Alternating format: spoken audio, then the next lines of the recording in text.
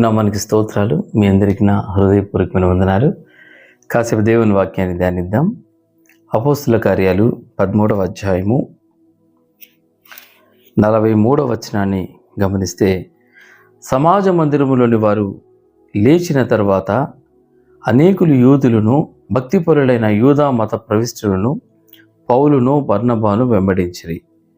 వీరు వారితో మాట్లాడుచు దేవుని కృపయందు నిలకడగా ఉండవలనని వారిని హెచ్చరించరి. వాక్యం చెబుతుంది ఇక్కడ, దేవుని కృపయందు నిలకడగా ఉండండి అని వాళ్ళని హెచ్చరించారట. సమాజ మందిరాలలో ఆ రోజుల్లో పౌలు బర్నగారు బోధించడానికి వెళ్ళారు. వాళ్ళకంతవరకు ధర్మశాస్త్రం, మోషే ధర్మశాస్త్రం మాత్రమే తెలుసు. అందుకే వాక్యాన్ని చెబుతూ పౌలు గారు అంటారు, మీరు మోషే ధర్మశాస్త్రం వలన ఏ విషయంలో నీతిమంతులుగా తీర్చబడలేకపోతిరో ఆ విషయములన్నింటిలో విశ్వసించు ప్రతి వాడును ఈయన వలనే నీతిమంతులుగా తీర్చబడును అనే విషయాన్ని బోధిస్తూ వచ్చారు. వాళ్ళకి ఆ విషయం చాలా కొత్తగా అనిపించింది. ఎందుకంటే మొదటి వరకు వాళ్ళు ధర్మశాస్త్రాన్ని మాత్రమే చదివారు. తర్వాత ఈ విషయాలను వాళ్ళకు కొత్తగా అనిపించేప్పటికీ పౌలు గారు బోధించిన తర్వాత మరలా వెళ్ళి పౌలు గారితో కలిసి మరలా మాకు చెప్పాడని అడుగుతున్నారు. అప్పుడు పౌలు గారు చెప్పడం ప్రారంభించారు, మీరు కృప యందు నిలకడగా ఉండండి. అసలు కృప అంటే ఏంటి? కృప అంటే అర్థం ఏంటంటే, అర్హత లేని ప్రజలకు అర్హతను కలిగించేదే కృప. మనం ఇంతకుముందు రోజుల్లో 10వ తరగతి పాస్ అయ్యేదానికి 6 సబ్జెక్టులు ఉంటే 5 సబ్జెక్టులు పాస్ అయిన తర్వాత ఒక సబ్జెక్టులో 30 మార్కులు వచ్చాయనుకోండి, 5 మార్కులు గ్రేస్ మార్కులు వేసేవాళ్ళు. 5 మార్కులు గ్రేస్ మార్కులు వేసి 35 చేసి పాస్ చేసేవాళ్ళు. అంటే వాస్తవానికి వాడు ఫెయిల్, గ్రేస్ మార్క్స్ వేయటం వల్ల పాస్ అయ్యాడు. ఇదేనండి కృప చేసే పని, ఇదేనండి. పాపులమైన మనల్ని, బలహీనులమైన మనల్ని, భక్తిహీనులమైన మనల్ని, దేవునికి దూరంగా ఉన్నటువంటి మనల్ని కృప దేవునికి సమీపస్తులుగా మార్చింది. పాపులమైన మనల్ని పరిశుద్ధులుగా, నీతిమంతులుగా తీర్చింది. అపవిత్రులంగా దేవునికి దూరంగా ఉన్నటువంటి వాళ్ళని సమీపస్తులుగా ప్రభుకి మార్చేసింది. చూసారా దేవుని కృప. ఆ కృప విషయంలో పౌలు గారు అంటారు, ఈ కృపలో మీరు నిలకడగా ఉండండి. ఎఫెసీయులకు రాసిన పత్రిక 2వ అధ్యాయం 8వ వచనంలో గమనిస్తే, మీరు కృప చేతనే రక్షించబడ్డారు అని రాయబడి ఉంది. నిజమేనండి. ఇంకో మాటలు కీర్తనల గ్రంథము 36వ అధ్యాయం 7వ వచనంలో గమనిస్తే దావీదు గారు అంటారు, దేవా నీ కృప ఎంతో అమూల్యమైనది అని అంటారు. ఒక దైవజనుడు అన్నాడంట, పెద్ద దైవజనుడితో, అయ్యా కృప ఎలా పొందాలి, కృపలో మనం ఎలా ఆత్మీయ జీవితాన్ని మనం ముగించాలి అని అంటే, తను ఒక రూమ్లోకి తీసుకెళ్ళాడట. ఆ రూమ్లో టీపీఎంలో పనిచేస్తున్న ఒక పెద్ద దైవజనుడు, వృద్ధాప్యంలో తను బెడ్ రిడన్లో ఉన్నాడు. ఆయన దగ్గరికి ఇంకా ఆయన తన కాలం ముగిసిపోతుందని తెలిసినప్పుడు విశ్వాసులందరూ ఒక్కొక్కరికి వచ్చి ఆయన్ని సందర్శిస్తున్నారు. ఆయన్ని ఒక్కొక్కరు తల మీ చేతులుంచి అలా ప్రార్థన చేస్తున్నాడు, ఒక తల మీ చేతులుంచి ప్రార్థన చేస్తున్నాడు. అందరూ వెళ్ళిపోయిన తర్వాత అక్కడున్న పాస్టర్స్ తన దగ్గరికి ఆ పరుపుని సర్ది పెడదాము, తరగడ పెడదాము అనేసి దగ్గరికి వెళ్ళినప్పుడు ఆయన నోట్లో నుంచి ఒక మాట వస్తుంది, కృప కృప కృప కృప. చూసారా దేవుని వాక్యాన్ని వింటున్న ప్రియ దైవజన్మ. ఆ పాస్టర్ గారు తనను అడిగిన ఇంకొక సేవకుని తీసుకొచ్చి కృపలో ఆత్మీయ జీవితాన్ని ఎలా ముగించాలంటే ఇలా కృప కృప కృప అని చెబుతూ అలా తగ్గించుకోవటమే.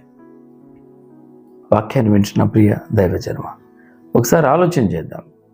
అలాగే పౌలు గారు ఆశీర్వదిస్తూ పౌలు గారు చెప్తున్నారు, యేసుక్రీస్తు కృప నీకు తోడయుండునుగాక అని అంటారు. దేవుని వాక్యాన్ని వింటున్న ప్రియ దైవజన్మ, యెషయా గ్రంథంలోకి వస్తే 54వ అధ్యాయం 10వ వచనంలోకి వస్తే వాక్యం చెబుతుంది, పర్వతములు తొలగిపోయినను మెట్టలు తత్తిరిల్లునను నా కృప నిన్ను విడిచిపోదు. ఇదేనండి దేవుని కృప. ఈ రోజున నోవహు కృప పొందినట్టుగా దేవుని వాక్యం చెబుతుంది. కాబట్టి నోవహు తన కుటుంబాన్ని జలప్రళయం నుంచి రక్షించుకోగలిగాడు. అబ్రహాము కృప పొందాడు కాబట్టి విశ్వాసులకు తండ్రి అయ్యాడు. లోతు కృప పొందాడు, తద్వారా సొదొమ నుండి తాను తప్పించబడ్డాడు. వాక్యాన్ని వింటున్న నీవు నేను ఒకసారి ఆలోచన చేద్దాం. దేవుని కృప పొందాలండి, దేవుని కృపలో నిలుచుండాలి, నిలకడగా ఉండాలి అని పౌలు గారు చెప్తున్నారు. ఒకసారి దేవుని వాక్యాన్ని సునిశ్చితంగా పరిశీలన చేస్తే ఎలా కృప పొందాలి అని అంటే, మొదటి విషయం విలాప వాక్యంలో 3వ అధ్యాయం 23వ వచనంలో గమనిస్తే, అనుదినము ఉదయము నూతనముగా ఆయన వాత్సల్యత కృప పుట్టుచున్నది. అనుదినము ఉదయమునే నూతనంగా దేవుని కృప పుడుతుందంటండి. చూసారా? అలాగే కీర్తనల గ్రంథం 90వ అధ్యాయం 14వ వచనంలో గమనిస్తే, ఉదయమున నీ కృపతో మమ్మల్ని తృప్తిపరచుము, అప్పుడు మేము మా దినములన్నీ ఉత్సహించి సంతోషించెదము. కీర్తనకారుడు అంటాడు, ప్రతి ఉదయం మీ కృప చేత మమ్మల్ని తృప్తిపరచండి. వాక్యాన్ని వింటున్న ప్రియ దైవజన్మ, ఒకసారి ఆలోచన చేద్దాం. మోషే దేవుని ప్రజలైన ఇజ్రాయేలుని ఐగుప్తు దగ్గర నుంచి కనాన్ దేశానికి నడిపించుకుంటూ తీసుకొచ్చాడు. దాదాపుగా ఎన్నో లక్షల మంది పురుషులు, స్త్రీలు, పిల్లలు, యవనస్తులు అందరినీ వారికి తీసుకొచ్చేప్పుడు వారికి ఆహారం పెట్టేదానికి, తర్వాత తాగడానికి నీళ్ళు, దాహాన్ని తీర్చేదానికి, వాళ్ళని నడిపించే మార్గంలో దేవుని ప్రణాళిక చొప్పున నడిపించేదానికి, ఎన్నో ఆటంకాలు అడ్డంకులను అధిగమించేదానికి మోషే చేసిన పని ఏమిటంటే, ప్రతి ఉదయమే దేవుని సన్నిధిలో కృప పొందేవాడండి. ప్రతి ఉదయమే కృప పొందేవాడు. ఎస్, ఈ కృప ఏం చేస్తుందో తెలుసా? నీకు సామర్థ్యాన్ని ఇస్తుంది, ఈ కృప నీకు జ్ఞానాన్ని ఇస్తుంది, ఈ కృప నిన్ను నడిపింపునిస్తుంది, ఈ కృప నిన్ను బలపరుస్తుంది. వాక్యాన్ని వింటున్న ప్రియ దైవజనమ, కాబట్టి ఉదయాన్నే దేవుని కృప పొందే అనుభవంలోనికి నీవు నేను రావాలి. అలాగే దావీదు గారు అంటారు, కీర్తనల గ్రంథం 63వ అధ్యాయం 1-3వ వచనంలో, దేవా నా దేవుడవు నీవే, వేకువనే నేను వెతుకుతాను.